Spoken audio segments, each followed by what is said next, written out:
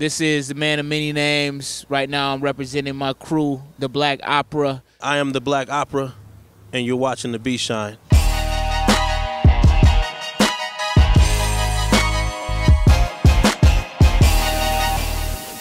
The thing that really motivated me to want to be a part of hip-hop culture was just how much fun it sounded like they were having when I heard my favorite rappers. I guess technically I started out dancing. It seems like that's a lot of people's first introduction to hip-hop culture. I didn't even know what hip-hop culture was. I just knew I liked to see the moves that they were doing and try to emulate it. And I bust the cardboard out and start trying to spin on my head and on my back. Then I kind of left that alone because I wasn't too good at it and you could get hurt. So I just was like, yo, this sounds cool what they're doing on the microphone. Let me try that out. It's a little bit easier. So I just started trying to mimic my favorites, you know, trying to sound exactly like them. As a matter of fact, I would just try to, like, remember their lyrics and write their lyrics down and deliver it as if it were mine. And that's kind of how I got introduced to rapping. Just my culture, my urban culture really in itself inspired me because there was no way I can get away from hip-hop, you know. But other than that, my cousin was really into hip-hop, and she was about 4 years older than me, so she was listening to a lot of things that I couldn't listen to when I was in middle school. So when I went over her house, went over Auntie's house, I got to listen to LL Cool J, you know, Children's Story from Slick Rick, Salt and Pepper, you know, all the typical popular artists at that time. But to me, they were foreign because all I had was like Heavy D and, you know, Will Smith or something like that.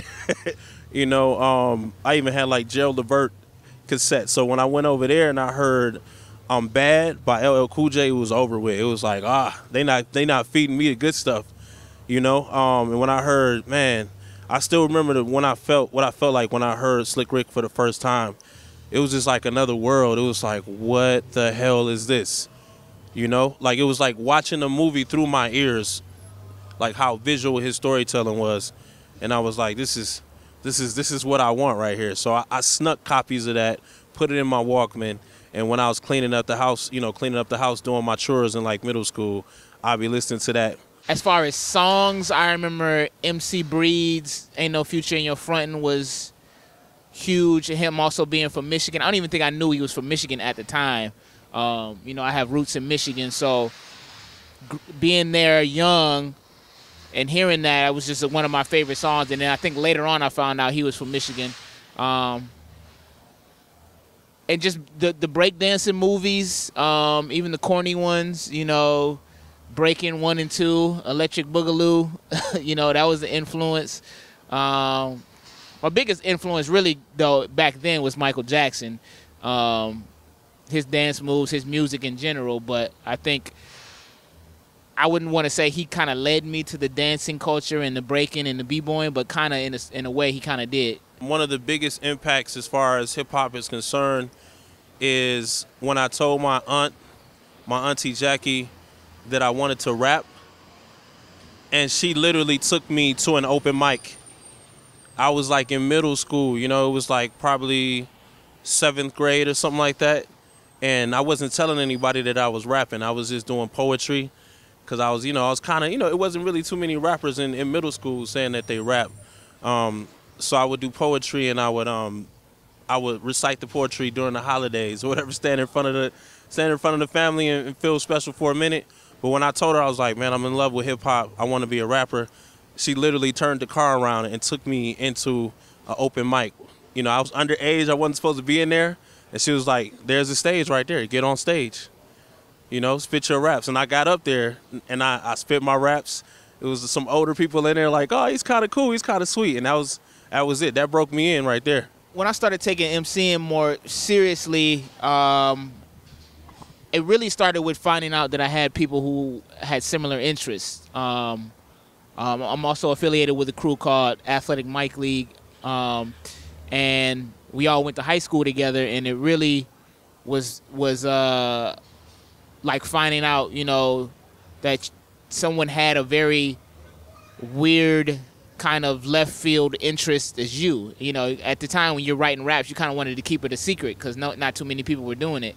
But when you found out that people were doing it as well, you know, it was like, oh, okay, so I'm not alone in this. And so that kind of helped motivate me to want to do it and put it out to the people even more. I've done a few different projects. I've been a part of different projects. The main one that I'm focusing on now is the Black Opera Movement, which is a lot bigger than music. We just happen to be chosen to be some of the main vocals for the Black Opera, and we're at a point where we're starting to share a little bit about our individual existence beforehand. So I've existed as Majestic Legend. I used to be a part of a crew called Subterraneous Records, or Subterraneous Crew, or Binary Star, with One Below, Sanam Silla, Rose Spit. I can go on for days, Decompose. So I've been doing music like really seriously since I got out of high school.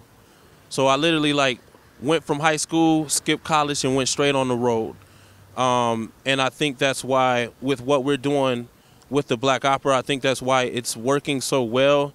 It's because we've been kind of seasoned through fire, and we've seen some horrible things. We've been through some horrible stuff, and we're just trying to use our experience to get this message out, you know, to this current generation, and just spread the warning, man. My family is very supportive. You know, whether it's my blood family, close friends, you know.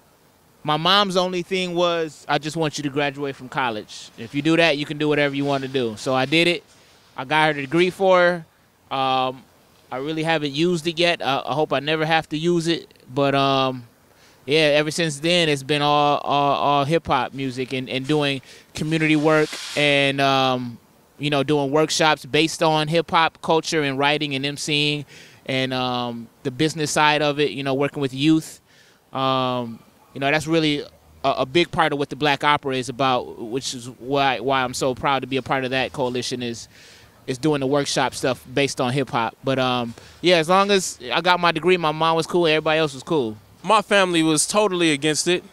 My dad died without supporting me. Rest his soul, I love him. My mom is just now starting to support what I'm doing. I would say maybe within the last couple years, now that she's actually on Facebook, which is the most horrible thing in the world. My mom is on Facebook. She's questioning me about things that I post.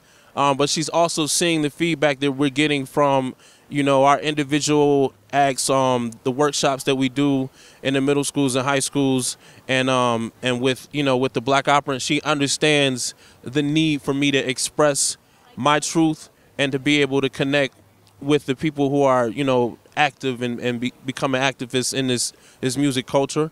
So she gets it a little bit now. She wanted me to be a lawyer or a doctor or something typical, but now she's realizing that I really can't stay sane without creating, so she supports that. Biggest challenges, I mean, I guess it's everybody's in rap or in music or in art in general, is just feeling like you need more exposure, getting to more people. More people need to hear what I'm doing or see what I'm doing. So that's the biggest challenge. But it's also been a blessing, you know, because those that are aware and know what we're doing as the Black Opera, they're diehard and they're 100% and they support us. So it's a great feeling. But you always want more people, you know, to be aware of what you're doing. You know, we continue to spread the warning. Continue. With the Black Opera, we're a grassroots movement. When it comes to us traveling on the road and doing shows, and, you know, doing all the things that let your fans know that you exist, you know, going to see them in person, going to festivals, we come out of pocket. We're literally giving charity to ourselves. We're going all in. So I would say the biggest thing that we're getting over is getting to the shows, getting to the fans, getting the word out, because we really don't have support in that area other than ourselves. All we got is us. So that's it. Some people were born a lot more blessed than others in different areas, so we're getting over that hurdle right now. So probably being recognized by Souls of Mischief and Hieroglyphics, and having them be a fan of our music, and performing with them at Hyro Day and touring the West Coast with them, and them just even knowing who we are. Honestly, that's huge. That's huge for me. My #1 highlight so far has been Deepak Chopra, the spiritual scientist, going on the Queen Latifah show and saying that the Black Opera is one of his favorite rap groups. He said us. He said Talib Kweli. And he mentioned a poet, my homie Jay Ivy. So that was incredible. You know, my parents got to see it. My daughter got to see it. So that was really good. That was all the fuel I needed to keep going for the next 10 years. So I'm glad that what we do with the Black Opera and music in general gets us to be able to travel and see the world. That's amazing. And to get paid to do it is even more amazing. That's a huge blessing. So I would definitely say traveling. You know, I probably would be traveling if I wasn't making music in general, but maybe not to some of the places I've been doing this. So yeah, being able to travel with this music is a blessing. The thing that I'm most proud of that this music career and this music culture allows me to do is connect with the youth. You know, we love the boom bap heads. Excuse me, boom bop. We love the boom bop heads. We love the old school heads. You know, we love the hip hop heads, but we're most concerned about the future.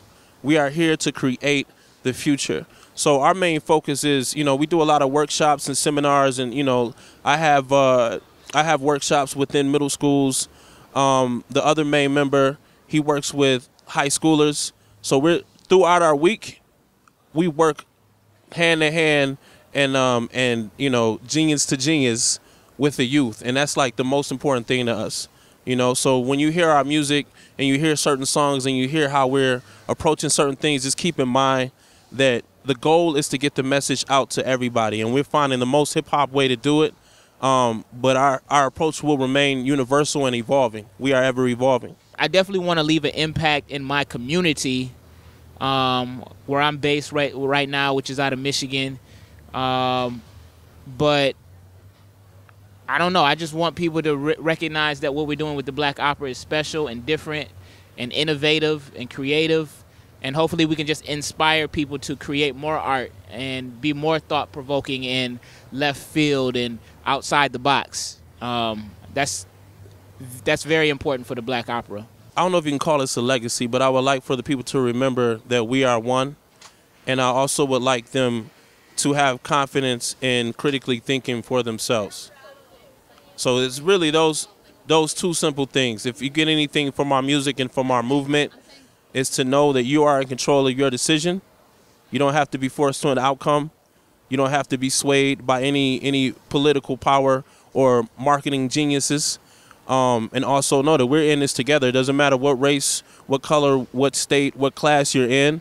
If you choose to see that we're all united and we're all connected, you'll understand that we are one, and that's where our power begins.